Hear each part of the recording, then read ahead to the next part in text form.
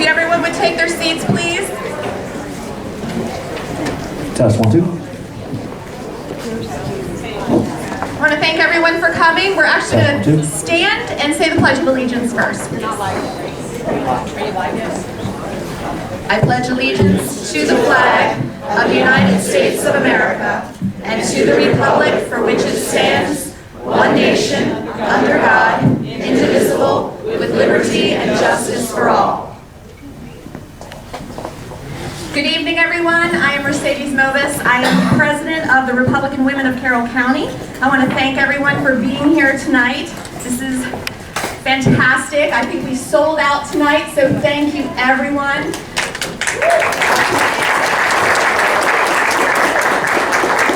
So the Republican women decided last fall that we wanted to have a forum and we wanted to concentrate on 3 of the key races and to have the registered Republicans here. So we are so grateful to all the candidates that are here and who understand how important Carroll County voters and voices are. So thank you, candidates, for being here. We appreciate you. I would also like to thank our co-sponsors, the South Carroll Republican Club and the Concerned Parents of Carroll County. Thank you, guys.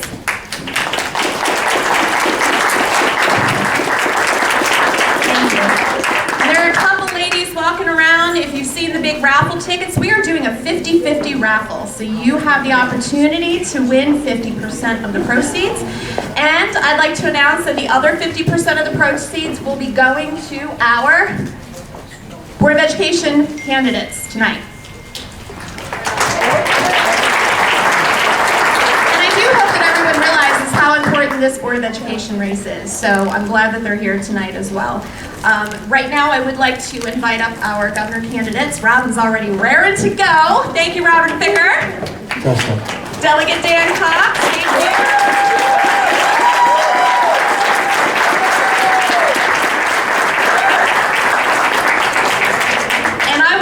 To introduce our moderator for this evening, Scott Ewart of the Carroll County Observer. Scott?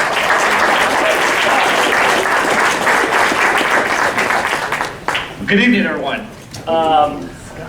So, hopefully I don't break things and trip over the wires.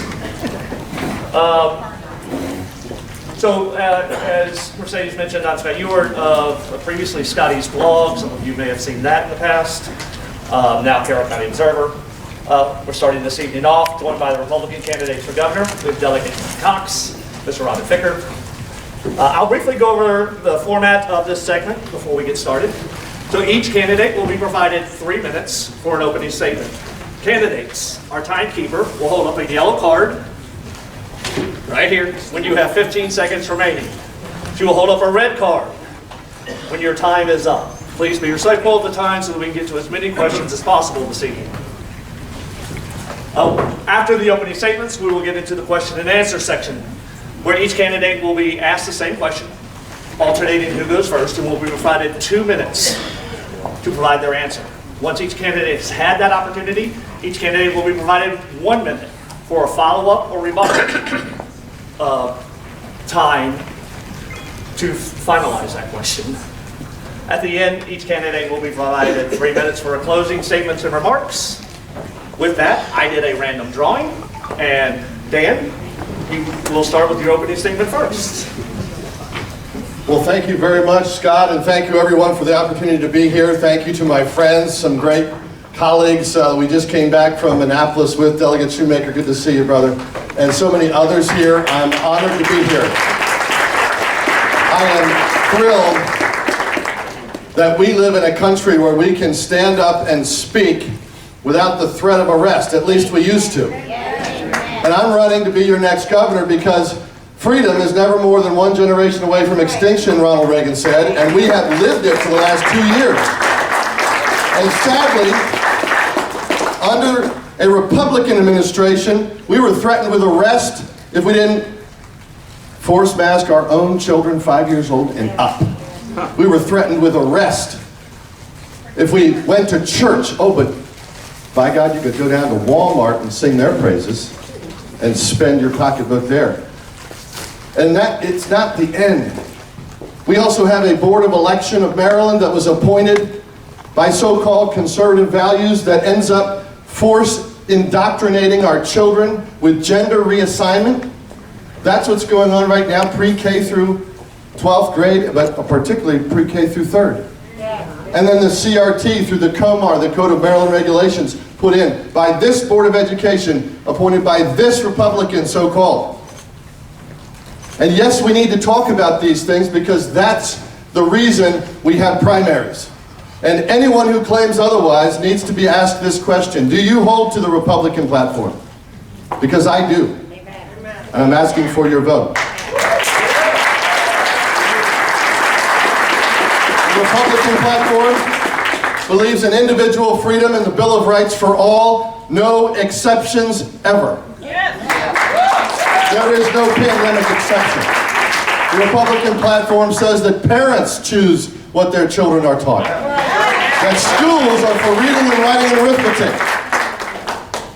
And that at the end of the day, we need to make sure that we as a party uphold the values and principles of election integrity, or else we don't have a country. And that's the same as it goes with this catch and release policy that Maryland is one of 3 states participating in on your taxpayer dollars on a budget that just added another $1 billion for welfare for inclusive catch and release programs. That's what they're doing with your money. And that's what I intend to change on day one. Thank you so much. I'm asking for your support.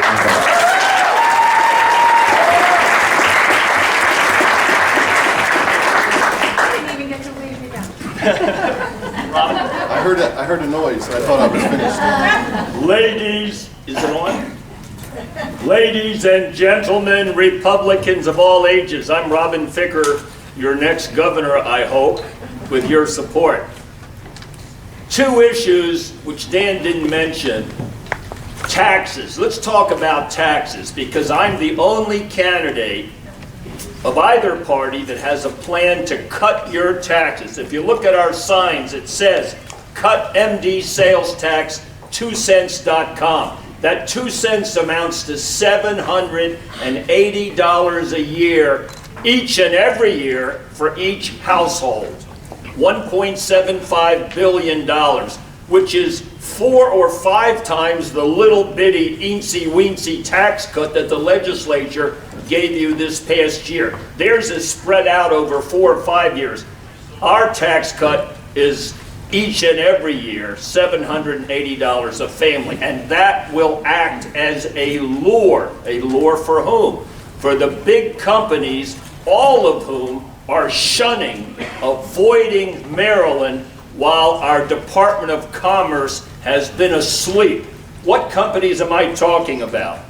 I'm talking about Amazon, Apple, Facebook, Global Foundries, Google, Intel, Microsoft, Nucor Steel, Samsung, Taiwan Semiconductor, Texas Instruments, Toyota. They all have built multi-billion dollar projects in the United States in the last couple of years, not one in Maryland. Let me give you an example. Apple, you've heard of that.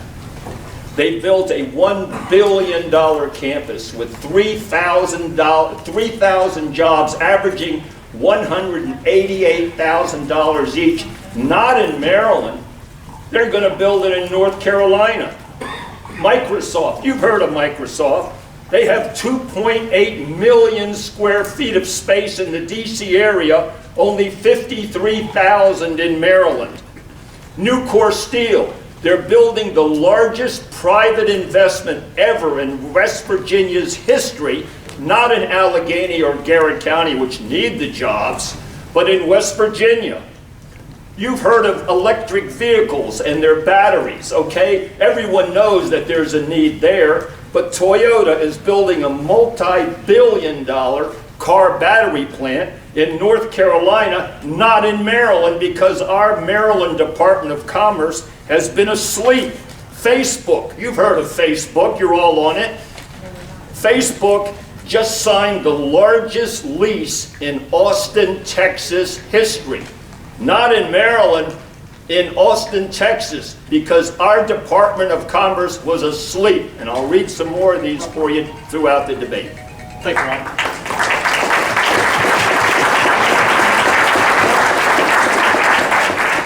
It would be a forum without some technical issues, so we'll get these mics worked out.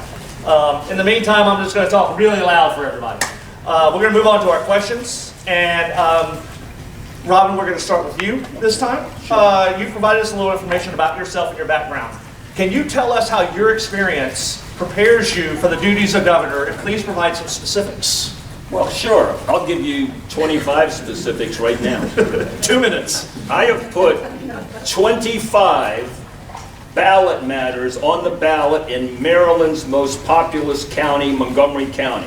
Each one of these petition drives required 10,000 valid signatures. Now think to yourself how long it would take you to get that many signatures. That's valid signatures. So we had to collect about 18,000 for each. Those 25 ballot questions received a total of 2,537,403 votes. We passed term limits over the opposition of all the Democrats, and they're all Democrats in Montgomery County. The Washington Post ran 5 editorials opposed to us. We got 70% of the vote and kicked out 5 of the tax increase specialists in the first election, and there's 3 more in this election that can't run again. Property tax limits. In Montgomery County, they were giving us property tax increases left and right, so I put a question on the ballot to require a unanimous, all 9 vote council to increase property tax revenues more than the rate of inflation. Every elected official was opposed. The Post was opposed, and it passed. And as a result, it stopped property tax increases more than the rate of inflation for almost a decade. Then what happened? Then they overrode it unanimously, and we put term limits on and kicked them out of office.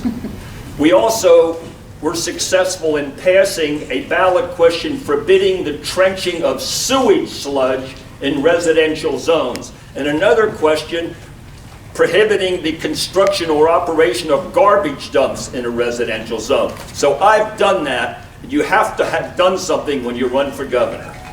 Thank you, Ron. So what I've been doing for the last 2 years especially has been fighting to make sure that you have your Bill of Rights and that you have your freedom. If you don't have that, you don't have anything as a citizen. And I will continue to do that. One of the things that I was appalled with was the choosing of the non-essential list. And I agree with Robin, we've got to cut taxes. That's why my plan is, and has been, I've been fighting for this, is to reduce the corporate tax from 8.6% in Maryland to under 6% so we can compete, and to eliminate the income tax. No one else is calling for that in this race. That will give real relief to you. That's the reason why this past session I fought for the gas tax holiday, and that's one thing that did actually come to fruition. The governor and different Democrats got together and gave us 30 days, but you know when it came due? It came due on a holiday, Easter. Now how smart was that? That's why we need to have real tax reform. And I look at this empty chair here and I think, you know, where was my opponent? It's true. Where was my opponent on these issues? So instead of helping come to our committees and to fight in the legislature for small businesses, she took 50% of the businesses and shut them down and said, if you dare make money for your own feeding of your family, you're going to go to jail. That's the non-essential list. I will never allow that to happen on my watch.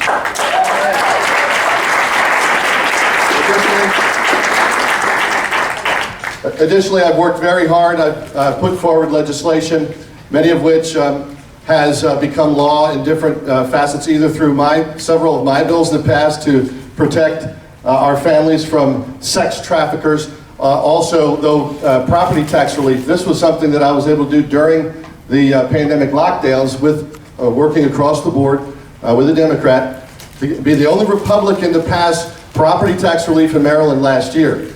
That's what I want. I would like to see property taxes completely eliminated for seniors and reduced greatly. Look, right now we have one of the worst property taxes in America, and I'm going to work hard to continue that fight. We'll give you a minute. Robert, you have 1 minute to follow up and rebuttal. All right. You notice Dan didn't mention any federal cases that he had actually won.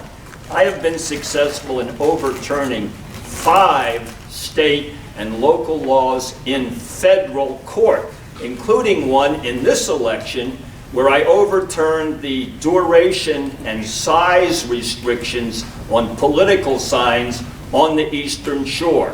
And also, I managed to overturn a rule in the bi-county, Prince George's, Montgomery, which forbid the petitioning or handing out of campaign literature in the bi-county parks, as well as some others. So, you know, I know what it is to go to federal court and come away with a win, and I've completed more than 40,000 cases throughout Maryland courts, including hundreds in the Carroll County courts over the years.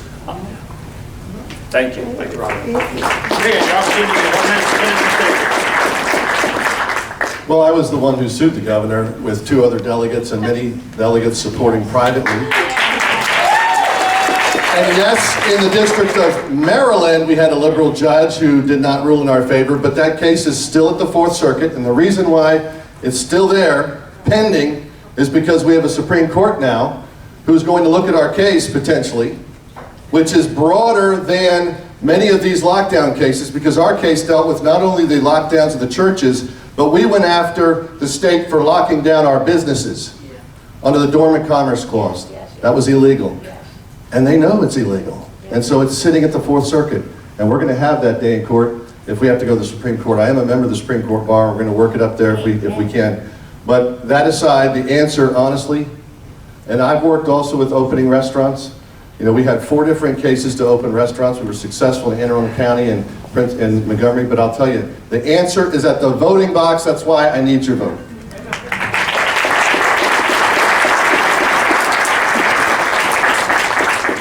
All right, on to my next topic. Let's talk COVID a little bit. A lot of decisions have had to be made over the past 25 months as the world has dealt with this COVID-19 pandemic. Talk about some of the decisions you've either agreed with or probably not agreed with.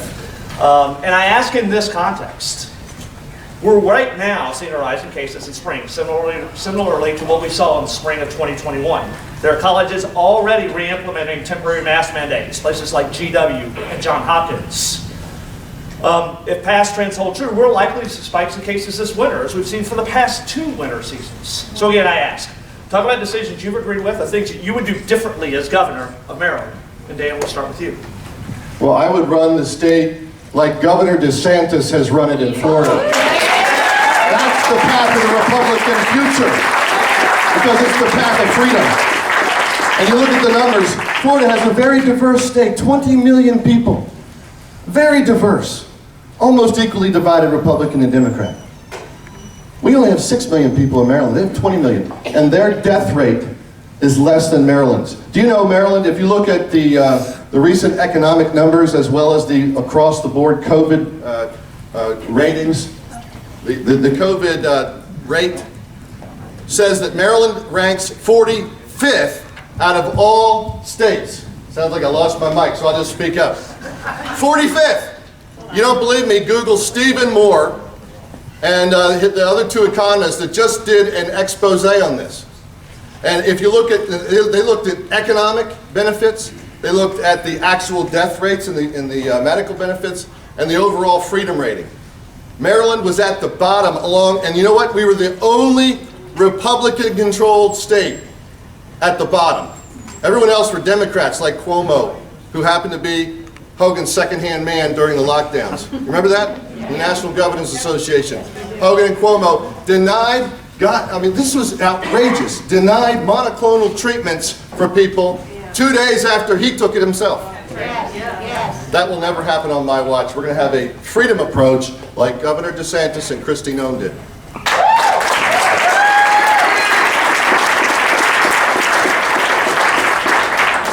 I remember an enjoyable afternoon I spent up here at the Carroll County Board of Education asking that the Carroll County schools be fully open, marching with all the parents while the teachers protested. I remember that. I was the only gubernatorial candidate at the very first Open Maryland rally in Annapolis in April of 2020. I was the only gubernatorial candidate at the second rally, which started in Frederick and was a caravan all the way over to Salisbury. And then in July, I was the only gubernatorial candidate at the big rally on the State House lawn to call for opening the schools in September, fully opening them. That was in 2020. The state never revealed initially the locations of the COVID deaths. They refused to reveal that, even though they tell you the location of all sex offenders on the internet. You couldn't find out where these people were dying. If they had revealed that, we would have seen conglomerations of points at nursing homes. That's where the emphasis should have been, where people of 65 and over were dying in nursing homes and the nurses were running in and out, and no one was really aware of the infection that was being transmitted. The emphasis should never have been on little school children because they were not transmitting it. They were not getting the disease at all. There should have been no shutdown of the schools whatsoever. I admit the 14-day to flatten the curve, that was a noble experiment. But that September, they should have opened up the schools and they should have remained open throughout. Of course, I agree with Governor DeSantis, but Maryland should never have been the state with the lowest percentage of students in physical school. Never. Thank you, Rob. Dan? My opponent, I have to speak for her because she's not here. But let me quote the actual words she gave. Wear the damn mask. That was her, those were her words. And obey the rules. Or what? Or go to jail and get locked up. That was my opponent. There's a clear difference. You cannot have a Republican sitting on the stage with a bunch of Democrats who believe the same thing on that issue. That's right. And that's what you'll have if you don't nominate. And I will say this. When it comes to the actions, you know, I fought from day one. Everybody knows that. I stood up as soon as I could. When we realized the fraud that was happening, filed a letter first. I did not go straight to court. A lot of people say, well, you just wanted to grandstand and go to... No, I spent a month and a half privately petitioning our governor to change his ways, to the point of saying, why are you leaving 6 abortion clinics open, Madam Secretary, Mr. Governor, while you're shutting down my veterans PTSD clinics? Oh, yeah. Yeah. That was wrong. And you know what I got? You know what I got? I got grief. And so because of that, we need to make sure we continue the freedom path. Thanks, man. Thank you, sir. Robin, 1 minute. I appreciate Dan's enthusiasm, and as a matter of fact, I will seriously consider appointing him to my cabinet or some other position right after the election. I do think it's very important for a candidate for governor to attend debates, because when you're a Republican candidate for governor in a blue state, you don't have contest living once a day. You have contest living once an hour. And you have to convince some of these Democrats to come over to you so that they don't override your veto. If you're not showing up for debates, you are really sticking your finger in the eye of the voter because they want to make an informed choice and they deserve to know the positions of the candidates. So I have shown up at every single debate, including the ones where I've had 8, 9 Democrats there, and I think that it's been pretty even. Thank you, Robert. Okay, we're going to move on to the topic of taxes. According to a recent Wallet Hub study, Maryland has the 11th highest tax burden to residents in the nation, so higher than 40 other states or jurisdictions in the nation. What will you do as governor to reduce the tax burden on residents of the state? Robin, I know you love talking taxes, so we're going to begin with you for this question. You know, out there on the table, I've got a list of all my ballot questions. I think of the 25, about 16 dealt with property taxes. So I've been trying for many years to limit property taxes and finally got an amendment through which required a unanimous vote to increase property taxes more than the rate of inflation. But this time, I want to cut the sales tax and give every Marylander a tax cut every day. That's what the sales tax does. And it's on my sign. If you vote for me and I'm elected governor, I'm going to go down to Annapolis, and the Speaker of the House and the President of the Senate, they're going to say, oh, we've got the votes. We don't want to vote for a sales tax cut. And I'll say, it's not my sales tax cut. This is a mandate of the voters, and you better listen to the voters because they knew who was standing behind that issue. And I promise you, we're going to get that sales tax cut through, and it's going to be money not taken from them. It's going to be money that stays in your pocket and doesn't go to them.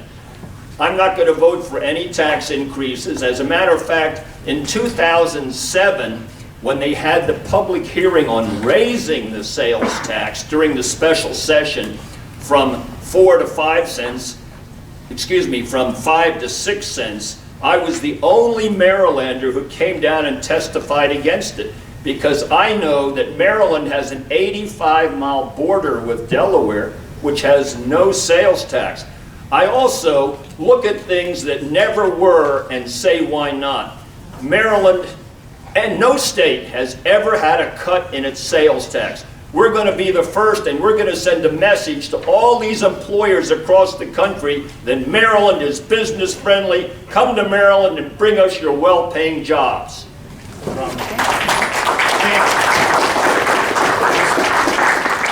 don't know if this mic is going to work for me or not. Sometimes. Well, this is where Rob and I agree, and I absolutely am grateful for when is there another mic that We're trying, so the frequencies are messed up. What, is it shared? She's trying to fix it. He's a good Republican. So anyway, okay, I don't know if so when I was honored with President Trump giving me a call and saying he was endorsing my campaign for governor, I was so grateful.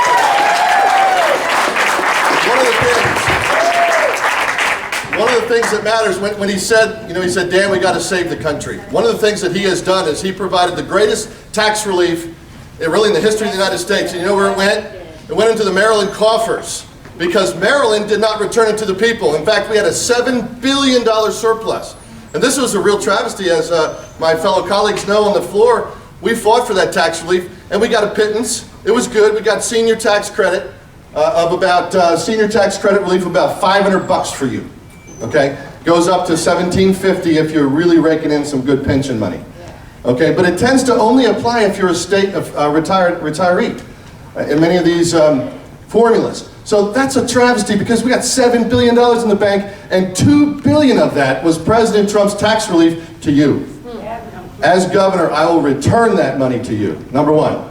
Number two, I believe in, like I said, eliminating the income tax. Yes, we got to get some pressure on the legislature to do that. But there's a lot of money in the $61 billion budget to make that negotiation process happen. Number three, I absolutely agree with Robin's sales tax relief. That's great, but you're not the only one that's always believed that, but that's fine. But I believe in property tax relief. That's the reason 40,000 people have fled our state in the last year and a half. I talk to people, and this is an across the aisle thing that is winning votes for me in Prince George's County, because they are being forced out of our state after having paid off their homes because they can't afford to pay their property tax. That's a travesty. When I'm in charge of the Department of Taxation and Assessments, we're going to have a real conversation about making sure the valuation process understands the inflation rate that's hitting all of us, and we're going to use the law to make sure we provide that property tax relief.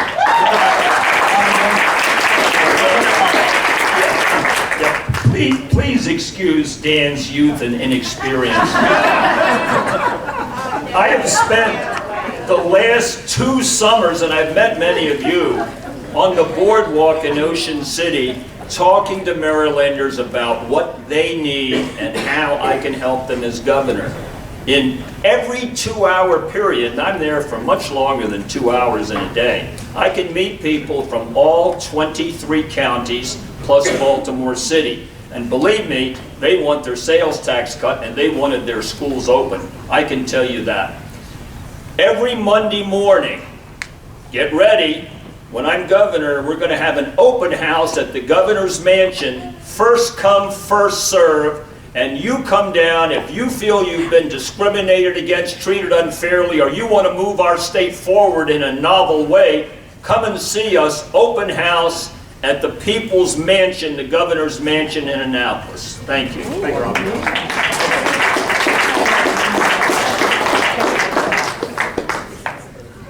Youth and inexperience. Not so fast. 17 years a small businessman. I know exactly how it feels to have a family with my wife and 10 children be completely pinched because you have a new president coming in like Basement Biden or Obama. When those individuals came into office, we felt the pinch. You're feeling it now. We can make the difference as a Republican state to turn that back around, and I'm going to intend to do that.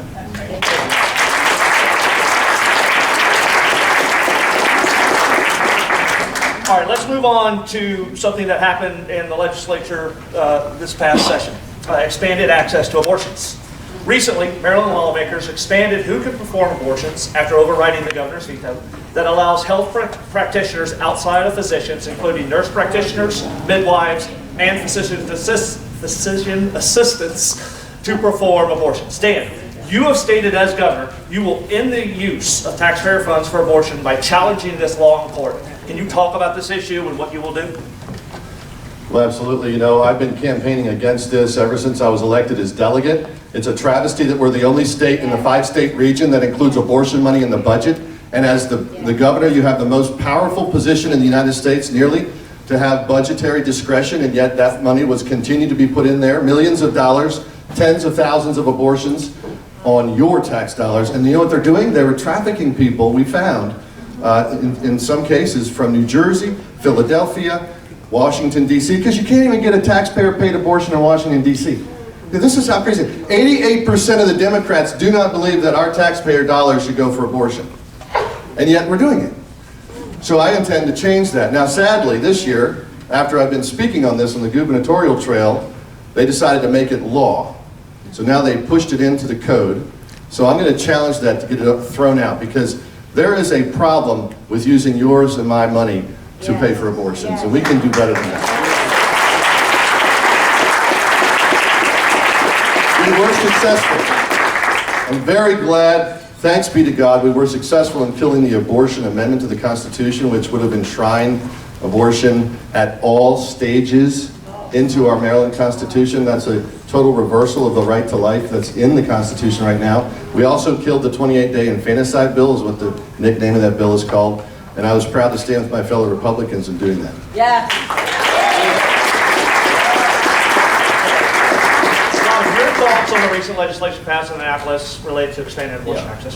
I'm going to speak on that very clearly. But first, I want to introduce a Maryland hero who's here tonight, Fred Profiteer, who is head of the Frederick County Conservative Club. Stand up, Fred.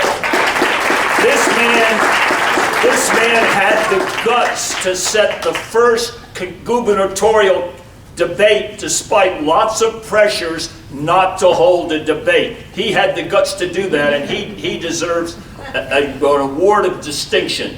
Now, on abortion, I've always been pro-life, marched in the March on Life down in D.C. a few times, and my wife was a nun. She was in the Medical Mission Sisters, and she was, believe me, very pro-life. I married her before she took her final views, and she then became the head of the Church Council of Montgomery County's largest Catholic church, Our Lady of Mercy. She also was a physician who was a surgeon for children at Children's Hospital. She was very pro-life. She worked her entire life trying to save the lives of children. So I'm very pro-life, and I will do nothing to make it easier to have abortions in Maryland. Nothing at all, I can promise you that.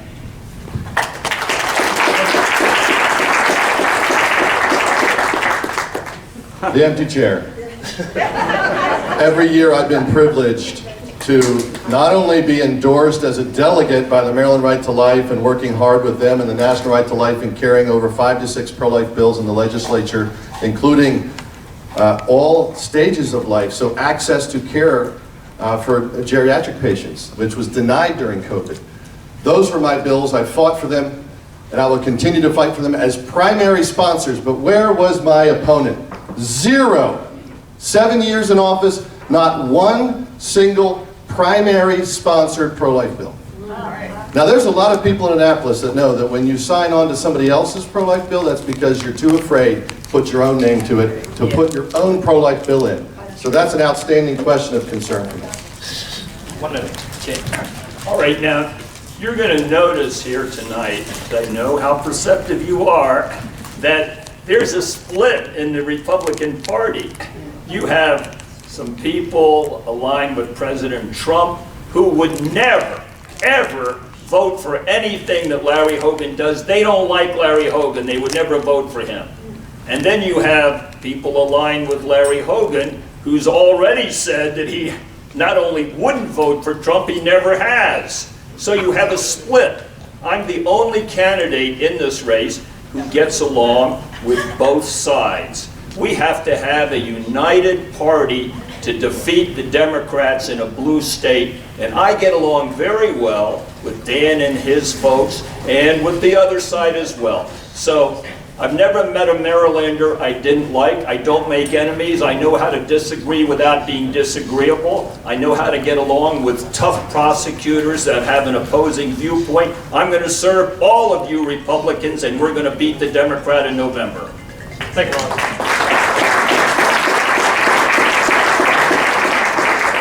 My next topic is unemployment. A recent Wallen Hub study, hey, do you see a trend here? I like these things. Published in April, ranked Maryland as the 4th worst in the nation in unemployment rate recovery. How will you improve Maryland's economy, grow jobs, incentivize residents in order to get people back to work to addressing unemployment issues in the state? And Robin, we'll start with you. Okay, all right. You're going to be getting a mailing from me next week that tells all about this. We're going to have a jobs strike force. We're going to be in the air with my Lieutenant Governor Leroy Yegi, with lawyers, financial planners, zoning experts. We're going to be in the air within 1 hour from BWI, going to companies that are putting out multi-billion-dollar expansions. Amazon, they just expanded. They were putting up a new skyscraper in Seattle every year until Seattle wanted to impose a per-employee annual head tax. Then they decided to expand. They didn't come to Maryland. They went to Northern Virginia. 25,000 jobs, averaging $155,000 each.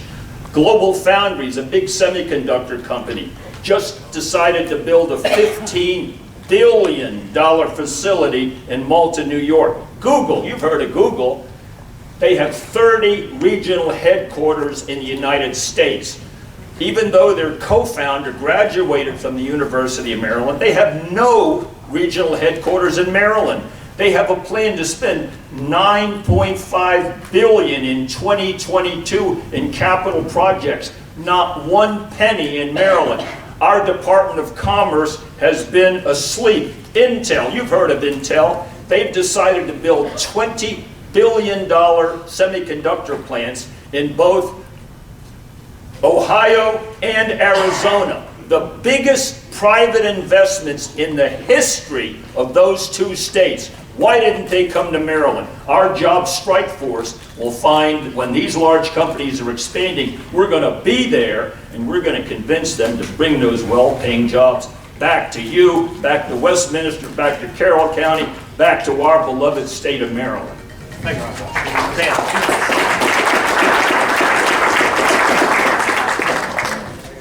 So it's hard to have employment when you're shutting it down. 50% of our economy are small businesses, not your global corporations. Now, I'm all for business and I'm all for added commerce and jobs. We need that.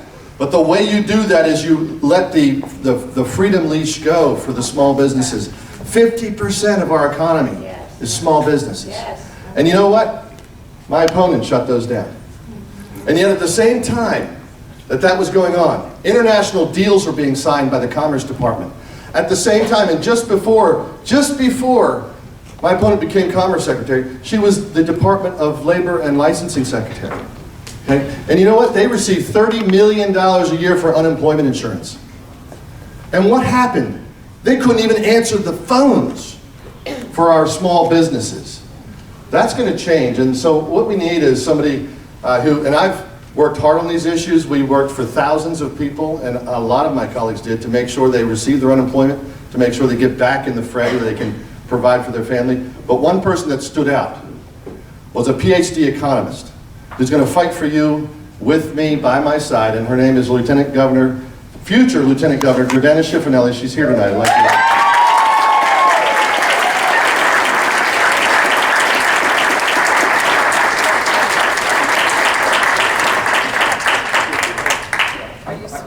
Well, I'm glad Dan's Lieutenant Governor is here, because my Lieutenant Governor, Leroy Yegi, is at the Lincoln Day dinner tonight in her county while she's not there. So we've got it all covered.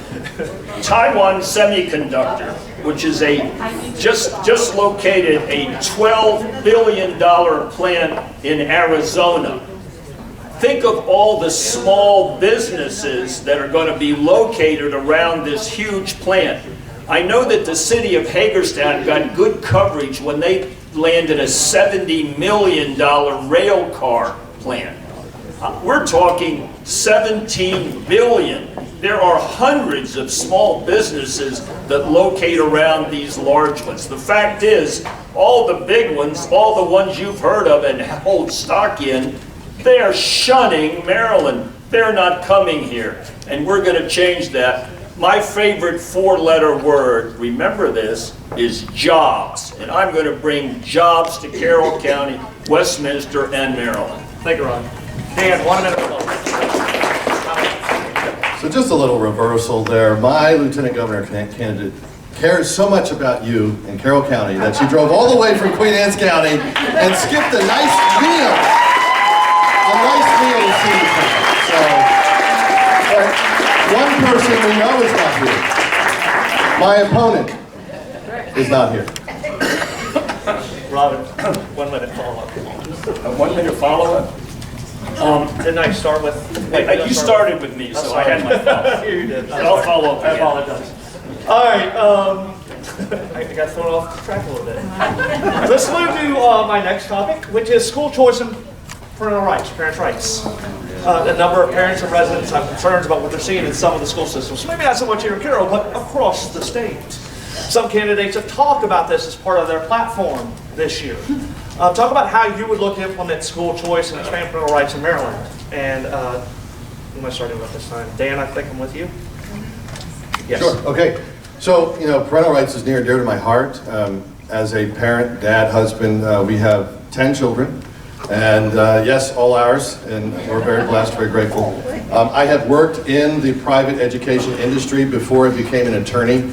Partly why I became an attorney was I saw the trampling on parental rights. So as an attorney, I had the privilege of studying under Jay Sekulow, who you may have heard. And I learned, the Constitution from their perspective, from Jay Sekulow's and the law school's perspective on defending individual liberties. Parental rights is a 14th Amendment fundamental right. So when you hear these vax mandates being talked about, not only are they violating your rights, but when they're talking about forcing you to do that, to go to school and saying, well, this is the way it's always been anyway. If you want to go to school, you have to get the vaccines for kids to go to school. Total bald-faced lie. They're lying to you. Every single parent can opt their kids out under Maryland law and under the 14th Amendment. That's the way it's always been in Maryland. That's the way it always needs to remain. So I believe in parental rights with all my heart. I'm going to continue to fight for them as your governor. And I can tell you this, school choice is essential if we're going to uplift all of our public schools. Our schools are in a quandary. We have a 1% rate in Baltimore City of students who are actually performing. 1%. Do you know that Baltimore City has the largest number of executives making over $100,000? That's on our watch, folks. $2 billion went into the public schools and they can't even turn on their HVAC system properly to function in Baltimore City.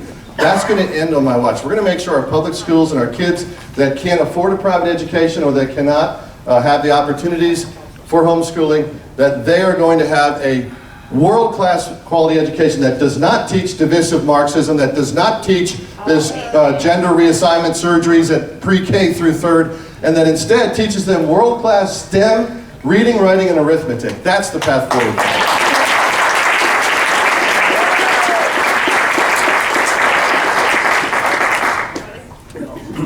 My dad was a Rhodes Scholar. He worked for 40 years in the Congressional Research Service of the Library of Congress, and he would write speeches to senators on one side of the subject, and then the same day in the Record you could read another speech he'd written by another senator on the opposite side of the same subject. I believe very strongly, and he was a PhD, I believe very strongly in education. I have 3 college degrees myself in engineering, law, and in public administration. My son, who lives with me, has 3 degrees as well, in nature and culture, in business administration, and in natural gas and oil engineering. So my family believes very strongly in education, and I believe that everyone should have the choice to attend the school that they would like to, that their parents would like to. You've heard of Governor Youngkin, right? Yes. Yeah, well, I've spent a lot of time with him at the Maryland Republican, at the National Republican Governors Association, and you'll see his picture with mine in our most recent mailing. I believe pretty much what he is. I'm pretty much Youngkin too. So if you wonder what my position is on schools, on parent involvement, on mandates, look at Governor Youngkin. He's on the record. He's a winner, and I'm going to go with him down in Annapolis to dinner.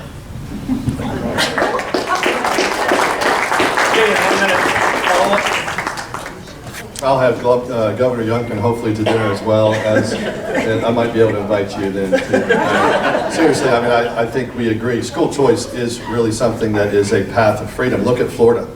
Florida's doing school choice. It has some of the best schools in the nation. And although we can always improve, our programs here in Maryland, one of the things that stands out is that the Boost program, which I supported, and which, yes, I was grateful for, Governor Hogan putting that in the budget, but that has not been funded like it should have been. Okay, I think it got $50 million this year. I can't remember the exact, but I would change that. I would work very hard to make sure that our Boost program, our vouchers, that's the voucher program, would be for all the state of Maryland, for every parent. It's your money. The money needs to follow the child. Yes. Yeah. And you make those decisions. That's the way forward, Governor. That's the way we can do it.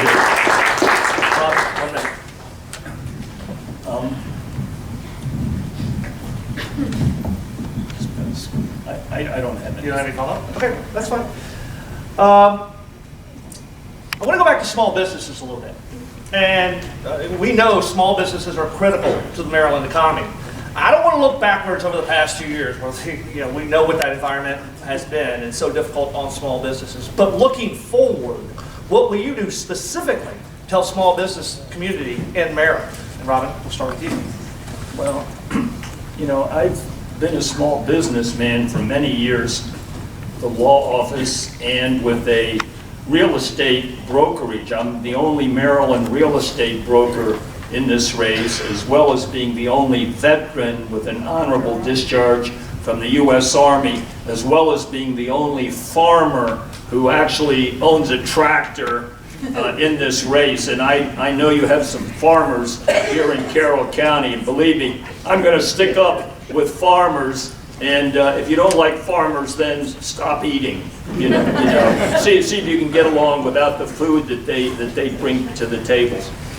Small business, I think that our overall plan of cutting the sales tax, and if you can give me that mandate, that's very important because it'll give you a tax break each and every day, and it also will lessen the advantage that our neighboring state has over us, and it will enable companies to come in. We're going to try to get a reputation of business-friendly known across the country. When you're the first state ever to cut the sales tax, you get a national wave from that. We're going to be the first state ever to do that. We're going to be business friendly, and Friendly Robin and Friendly Leroy are going to help businesses come in here. And these large companies, I know it's easy to talk down to these trillion-dollar and multi-trillion-dollar companies, but they have a lot of suppliers. They have a lot of small companies that come with them, that trail with them. So I'm pro-business. I'm going to bring in JOBS.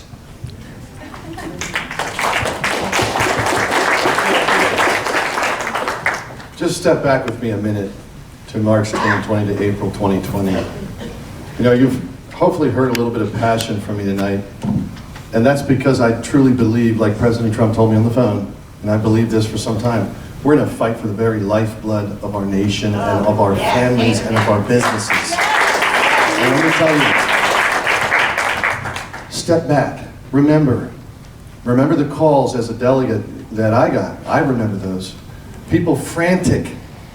They could not get unemployment insurance to answer the phone, and they were not allowed out of their house to go feed their family, like the 86-year-old who was, or excuse me, 84-year-old gentleman who just wanted to keep his wife of, I think it was 60 years, out of the nursing home where it was almost a death sentence because they were sending people back to the nursing home with COVID.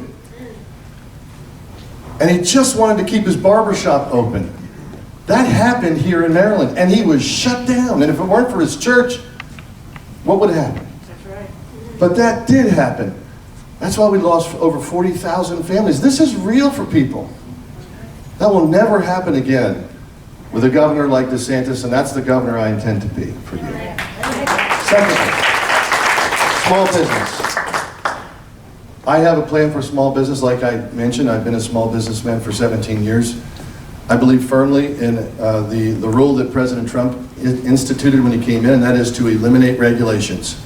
Yeah. So I would like to see immediately a third of the regulations eliminated on our small businesses. I would go after every single industry that the left has gone after and relieve them of the stress they've been put under, whether it's our farmers on the shore or our manufacturing or any other industry that's been targeted. We are going to release the energy independence that we need here, and we've got to do that by releasing our small businesses to do their jobs and have the freedom that they deserve.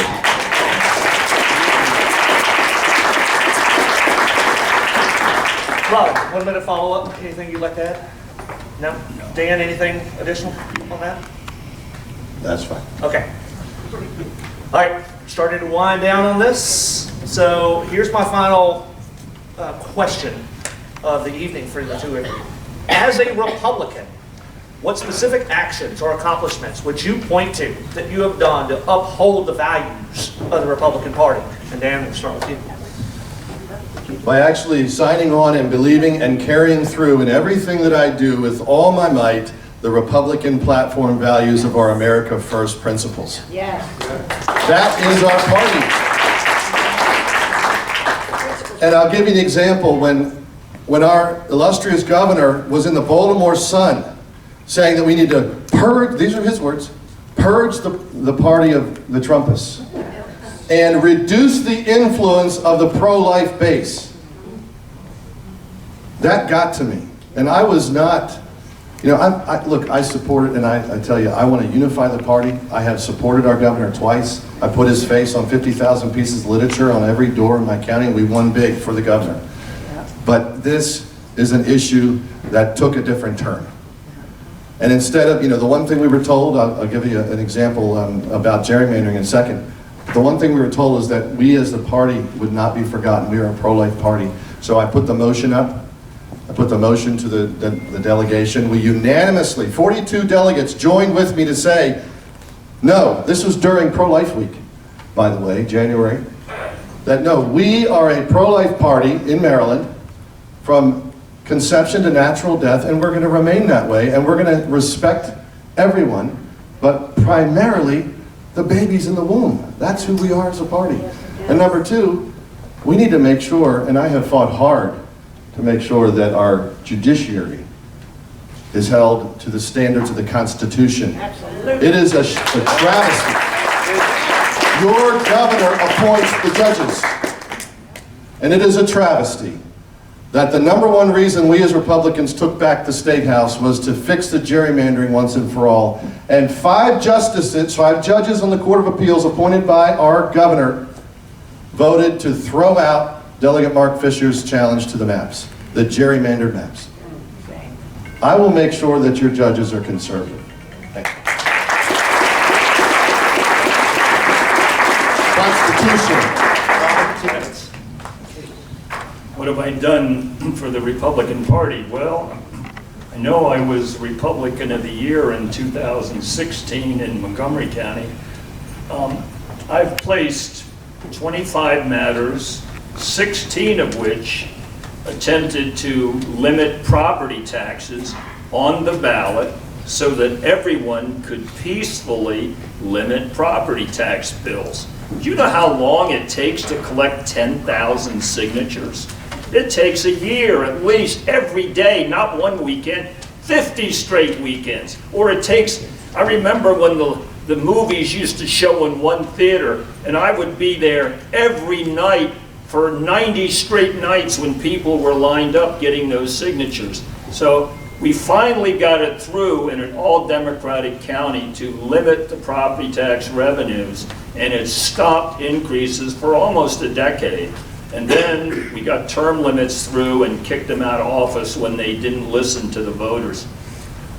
That's one thing that I've done. When I was elected to the legislature, I was the only Republican on the ballot for any office at all who won. So I know how to win, and I know how to get votes for ballot questions, certainly, and I think that I can unite the party. I'm not going to say anything nasty or bad about any other Republican. I want to have enough Republican votes, and I think we can sweep Carroll County in this election. There's going to be a red wave across Carroll County for all offices, and that will be a big help to me. Yeah. Looking forward to that. So, I like your looks, I like your style. I hope to represent you in Annapolis in a little while. 1 minute. Dean, you got 1 minute. Anything else you wanted to say on this topic? So I am someone who is a man of my word. If you ask my delegate colleague friends in Annapolis, I back them up. I have their backs. I do not speak lightly in any negative context. I am addressing issues, and I want you to understand this. There's a difference between what's going on with my opponent who can't show up, but she can run paid for by her campaign disinformation websites against me, calling me, every name in the book. I don't do that. In fact, she called me up and she said when I announced, and she said, Dan, because I voted for her twice. She's been a Frederick County friend, but she took a different path in supporting the lockdowns. She took a different path on many of these issues that was completely against our Republican values. And she said, well, I just want a clean race, Dan. I said, Kelly, you got my word on that. That's who I am. But you got to talk to your boss, because he's the one that runs dirty campaigns. He pours money into any Republican who speaks against him. Dan, thank you. And so I'm going to be a different kind of candidate. I'm going to represent you with the respect that you all deserve and need. So thank you.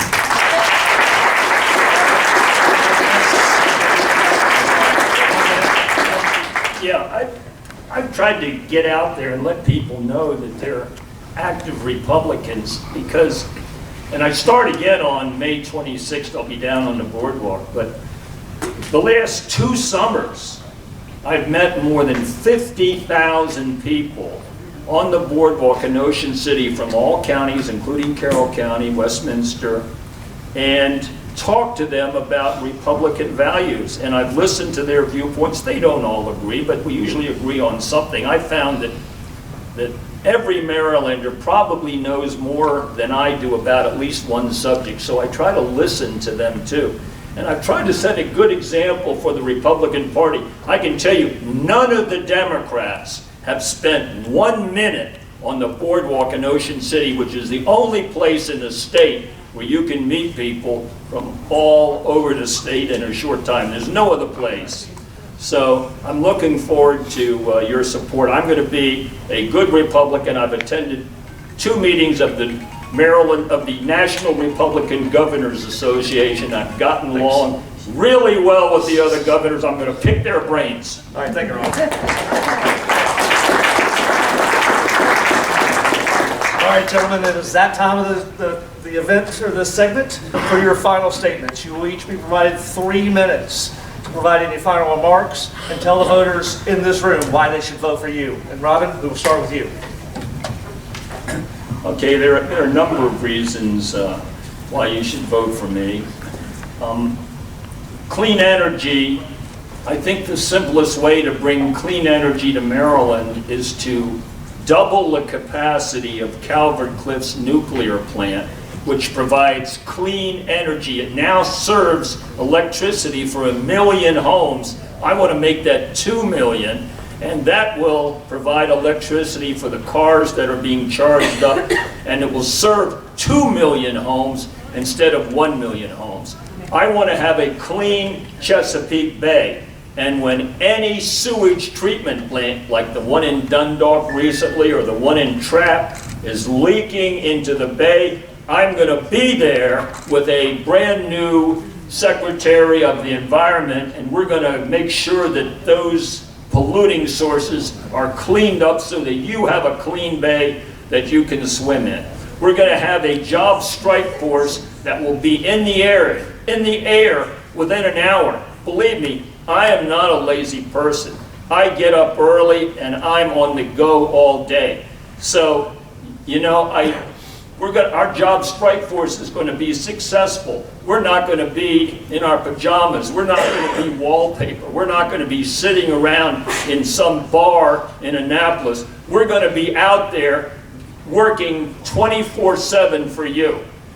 We're going to have the open house, as I mentioned, every Monday morning so that you feel like you own the governor's mansion instead of some powerful person like they have in The Wizard of Oz.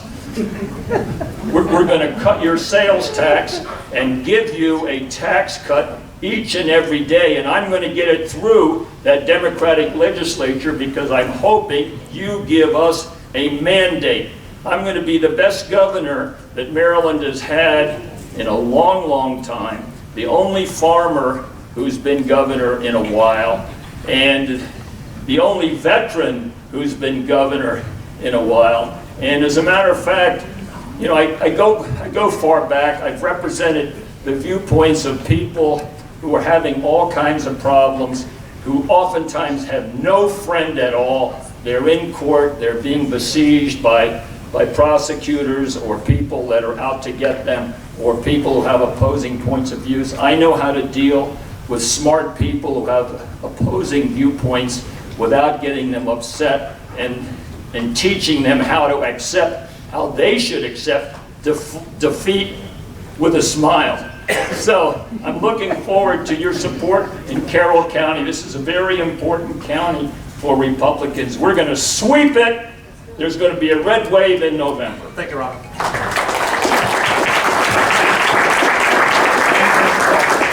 You go to coxforfreedom.com to read and join our campaign, but let me tell you what I'm asking you to do to support us. I'm asking you to join us because for 20 years we've been at war.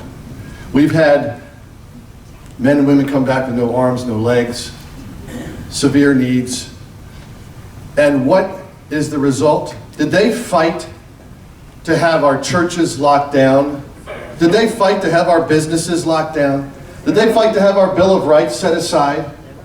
No. Number one, I'm going to restore freedom by restoring the Constitution and making sure that your individual rights are always defended and protected at every point. Absolutely. Number two, we're going to make sure that crime is eliminated to the best of our ability. We're going to fight crime. Look, I have kids. How can they walk the streets if the criminals are running them? You can't go to Baltimore City right now and feel safe. So instead of a budget that has $500 million for police and a $4.2 billion for catch and release and welfare programs and all of that, we're going to reverse that. We're going to make sure we fund and we train and we equip and we back our police with the proper support from the governor's mansion to make sure that they can go and do their jobs and that the quasi-immunity stands. They are after our cops, and if a police officer thinks that if they come here, that they're going to be personally liable for mere negligence that they may or may not have committed, they're not going to want to come here. They'll go to Florida, they'll go to Delaware, they'll go some other place that has a more reasonable protection. We need to get quasi-immunity, we need to keep quasi-immunity for our police officers. I'm going to make sure I fight for that. We're going to make sure that every single parent has the rights that they deserve, that unlike my opponent and her boss, who went on national television to criticize the Parental Bill of Rights at the very week that my Maryland Parental Bill of Rights was being heard and supported by 50,000 Marylanders. We're going to change that and say never again on our watch are we going to let parents and their children be exposed to this kind of disaster in our schools.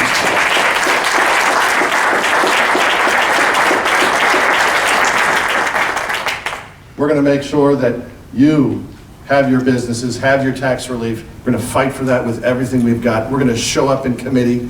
We're going to make sure that the Democrats understand that, yes, I'm for clean energy, but I can say this.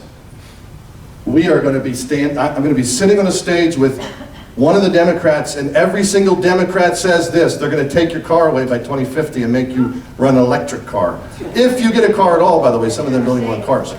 Okay? That's how nuts it is. I'm going to oppose that by saying, no, we're Americans. We have the right to use and access all of our natural resources. We're going to unleash our natural resources. We're going to make sure we have the opportunities to expand and lower our gas price at the pump by letting Maryland businesses reopen the drilling. You know, they've shut it all down. They've ended fracking here. Yes. We're going to reverse that. We're going to make sure that we have the power that we need and the opportunities and the lower taxes we need to make that happen. It can be done. It was from the governor's mansion that the fracking was banned. And it's from the governor's mansion that we will end that scourge and our attack on our energy. And then lastly, I would say we need election integrity. This is probably the primary thing right now. The next governor of Arizona, also endorsed by President Trump as I am, Kari Lake, has filed a suit about this. I'm watching this carefully. I hope to get a copy tomorrow. So stay tuned. It's a very interesting development. I'm watching it carefully. I was in Philadelphia with President Trump's Lawyers for Trump team. I saw the fraud with my own eyes with the mail-in ballots, and we're going to fight to stop it. Thank you.